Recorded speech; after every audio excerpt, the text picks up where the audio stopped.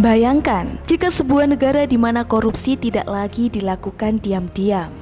Di negara ini, pemerintah dengan bangga menyebutnya sebagai hak istimewa mereka.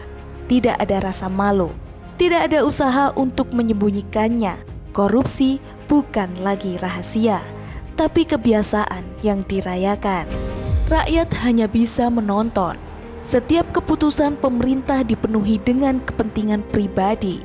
Ketika sebuah proyek diumumkan, rakyat sudah tahu uang itu tidak akan pernah digunakan untuk membangun jalan, jembatan, atau sekolah. Sebaliknya, uang itu akan hilang di tengah perjalanan, masuk ke rekening para pejabat yang tertawa sambil menyeruput kopi di ruangan ber-AC. Di negara ini, rumah sakit menjadi tempat penuh penderitaan. Orang sakit datang dengan harapan, tapi pulang dengan kekecewaan. Tidak ada obat, tidak ada dokter yang memadai, karena dana yang seharusnya digunakan untuk mereka telah dialihkan untuk membeli villa mewah dan mobil sport bagi para pejabat. Korupsi ini begitu terang-terangan, hingga pejabat pemerintah tidak lagi merasa perlu untuk berbohong. Mereka berdiri di depan kamera, menyeringai dan berkata, "Kenapa kalian mengeluh? Kalian memilih kami kan? Ini adalah harga dari kepercayaan kalian." Namun, protes rakyat tidak ada artinya. Aparat hukum pun bagian dari permainan ini.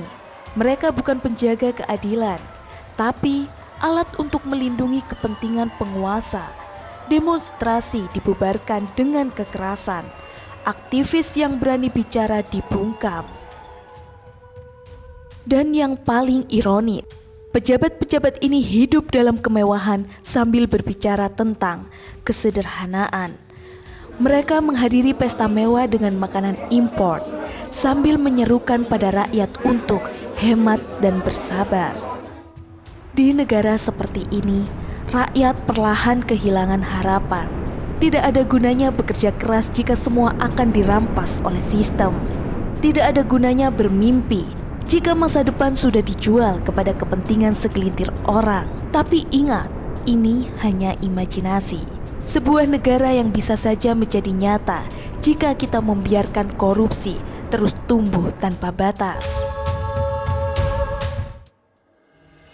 Namun, ada satu hal yang tidak bisa dibeli dengan uang, bahkan oleh pejabat paling korup sekalipun: keberanian rakyat untuk berubah. Ketika rakyat bersatu, ketika suara-suara kecil bergabung menjadi teriakan besar, bahkan kekuatan korupsi paling terang-terangan pun tidak bisa bertahan. Jangan pernah anggap korupsi sebagai takdir. Kita punya pilihan, kita punya kekuatan, karena negara ini milik semua orang, bukan hanya mereka yang duduk di atas singgasana palsu.